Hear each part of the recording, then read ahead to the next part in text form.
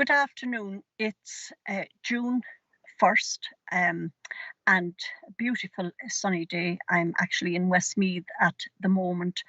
I went out live earlier on my own Facebook page with some breaking news, but there appears to be some sound issues for some people. They couldn't hear it. So I'm going out live now on the Irish Inquiry because I think this is something that you need to know about. I have been keeping a close tab on the vote to introduce the emergency legislation, and I have been in contact with the personal assistant to one of the TDs over the weekend, and the TDs didn't know when this vote was coming up, and they believed that it was going to be in the convention centre on Thursday evening, and it will be one of several pieces of legislation that they would have to vote on in the space of about a half an hour. The TDs got word just in the last little while that the vote is going to be tomorrow evening, Wednesday evening at 6:30 in the convention centre. And as this advisor says to me, and I'm reading, he says, there will be a vote with no speaking time or debate whatsoever. If you blink, you'll miss it. Now, this, bear in mind, is legislation that is going to give Stephen Donnelly, the Minister for Health, the power to introduce laws without consulting with the Dáil. And that includes laws to increase the powers of the Gardaí. This has never happened before in Ireland in peacetime. This is an extraordinary power to give one individual, the power to be able to make laws without consulting with the Dáil, the power to be able to grant extra emergency powers to the Gardaí without consulting with the Dáil. So if we just cast our minds back to 2 weeks ago, when a decision was made at cabinet level to extend this emergency legislation, which was due to expire on the 9th of June. Now, bear in mind, it was brought in March 2020 as a stopgap measure to protect the hospitals. And it was only supposed to be for a couple of weeks. And then it was gradually rolled out to November. And then from November, it was extended to June the 9th. And so the decision was made 2 weeks ago at the cabinet that they would extend it. And just to give you a flavour of how our democracy has been absolutely diluted, Paul Cunningham of RTE broke the news that the cabinet, he put it this way, he framed it in such a way that the emergency legislation was being extended until November. Now, he didn't, this was tweeted, so there was no explanation that this was going to have to come before the Dáil and Seanad for a vote, and that it was going to have to be signed into law by the president. It was just, taken as a given that the cabinet had decided, and this was how it was going to be. And, that is not how legislation is supposed to be drafted and introduced. The following day, the print media and indeed the broadcast media all framed the narrative that it was a given, that these emergency laws were being extended until November.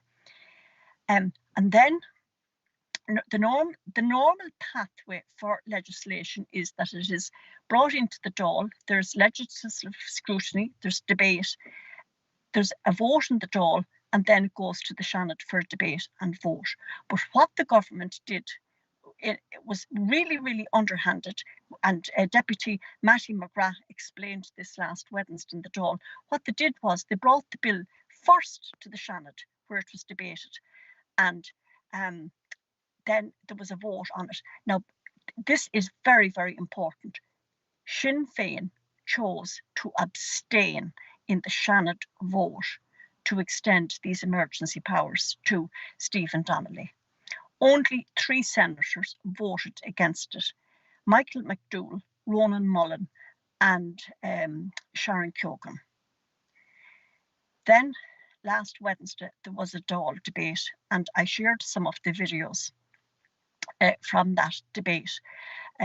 Catherine Connolly, Verona Murphy, Paul Murphy, Mattie McGrath, Michael McNamara. These were some of the TDs who were really, really strong, who came out very, very strongly on the issue.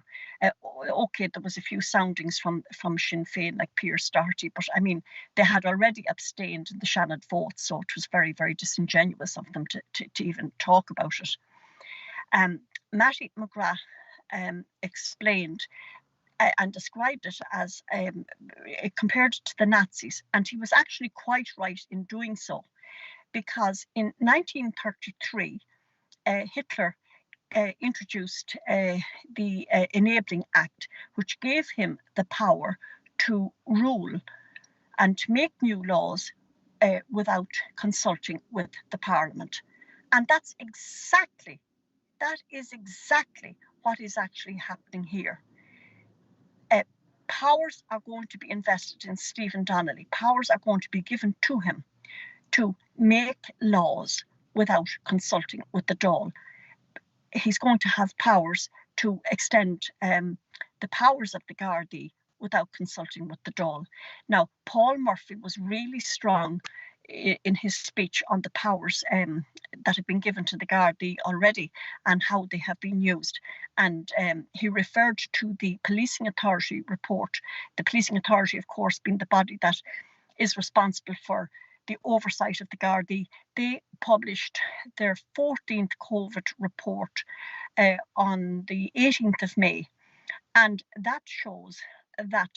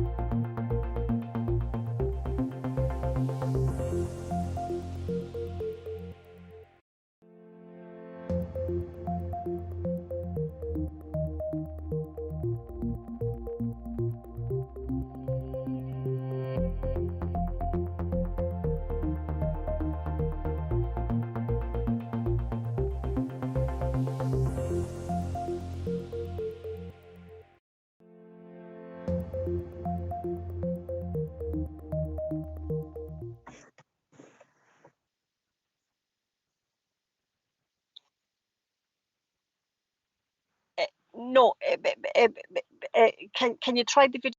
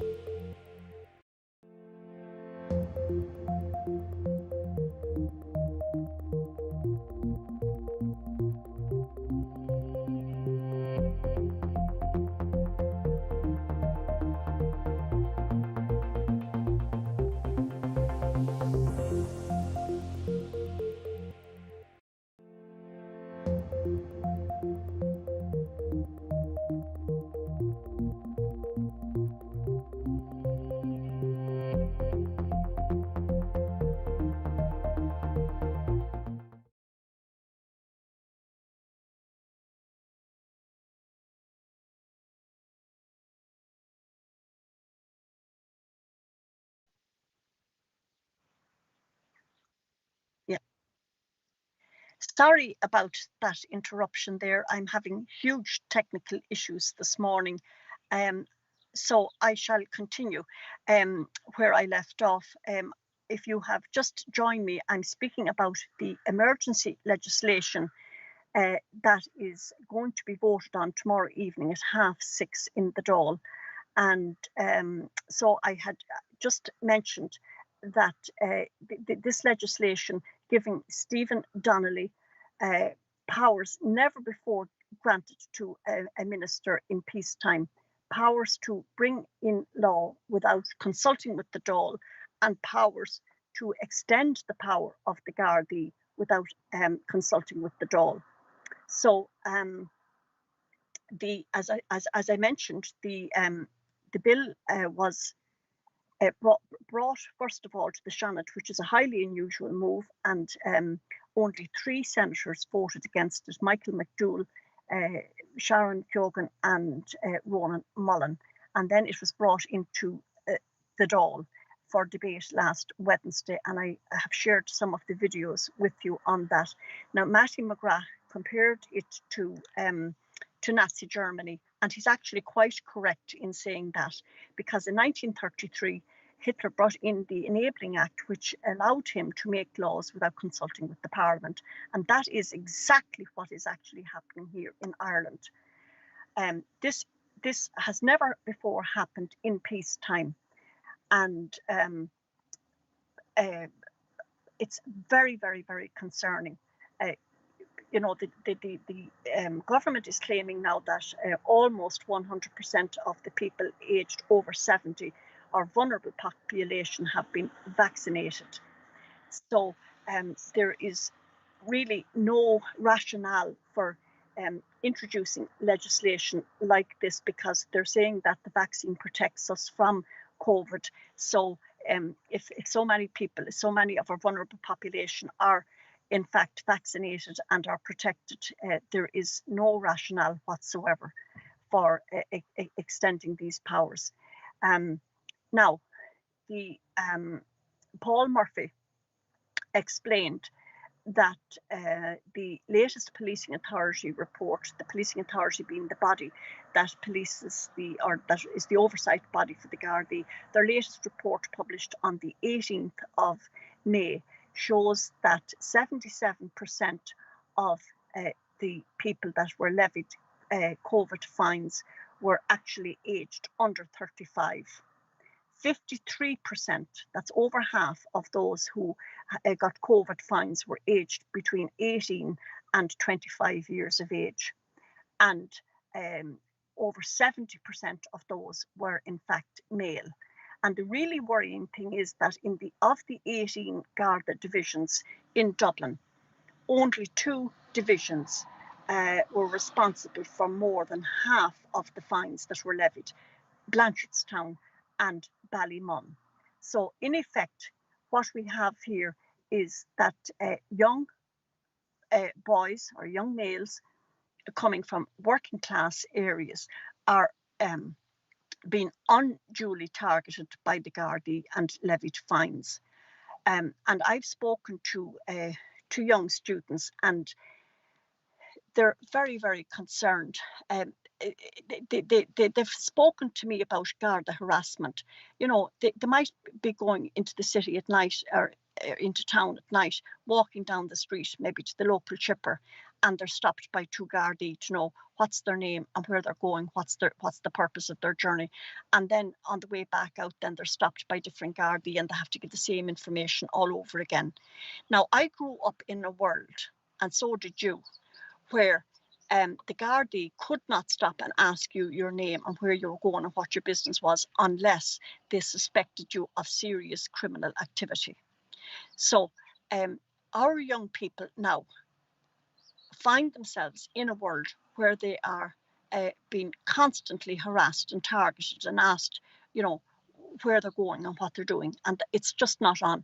Now, the not the last policing authority report, but the one previous to that, looked at this and said and noted that there is a very serious breakdown in trust between young people and the Gardaí.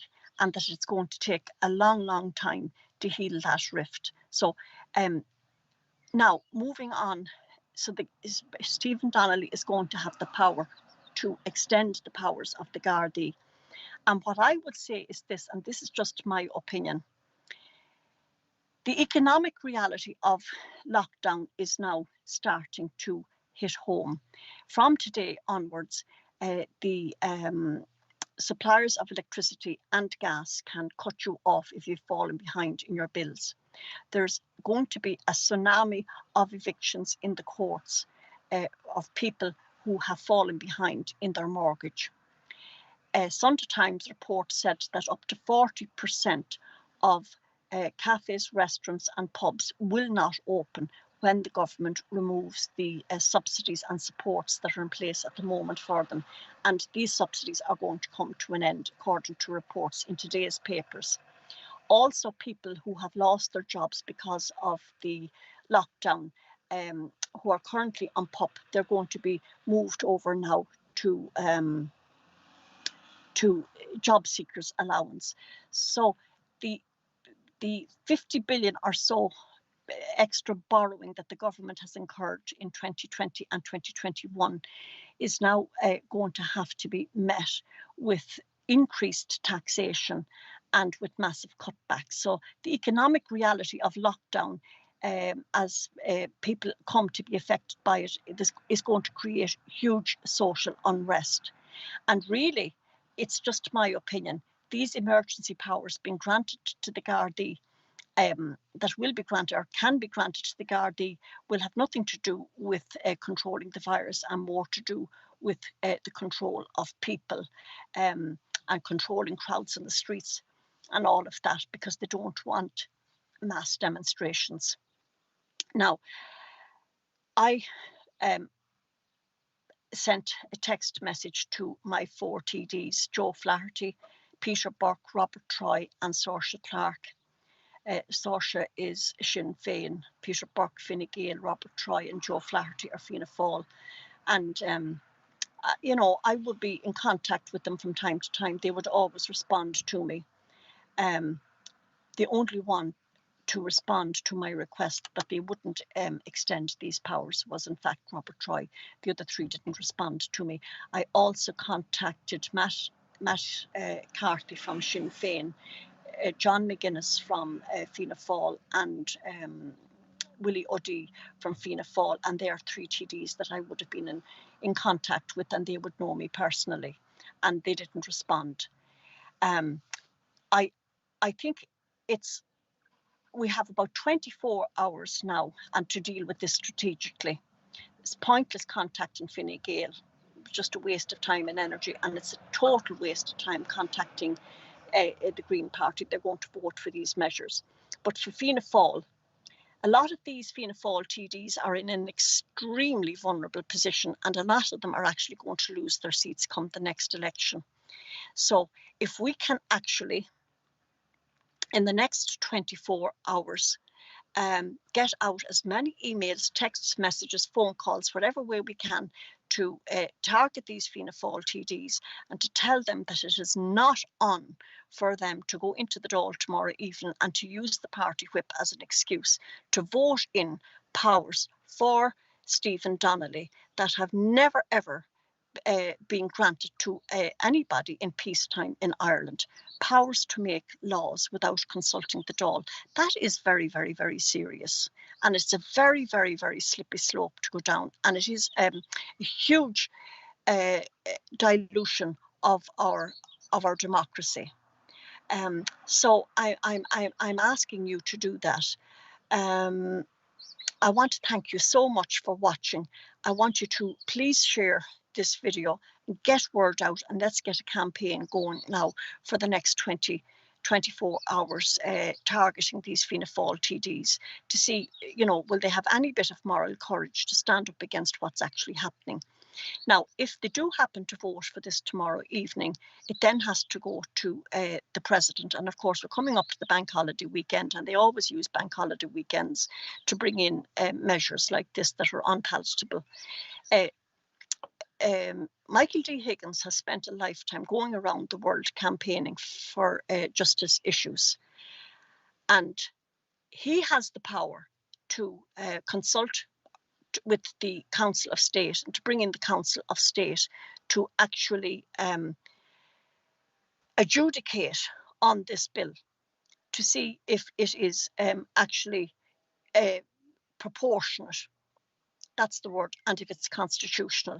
So he has that power rather than just doing a done deal. And we could also, in the event of it being passed tomorrow evening, we could actually then mount a campaign to appeal to his better judgment not to sign this into law.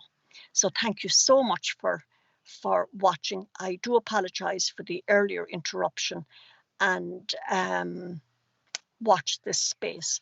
The vote is tomorrow evening at 6:30 in the Dáil, and it will be just one of several pieces of legislation that will be voted through in about a 30-minute time frame in the Convention Centre. Thank you for watching.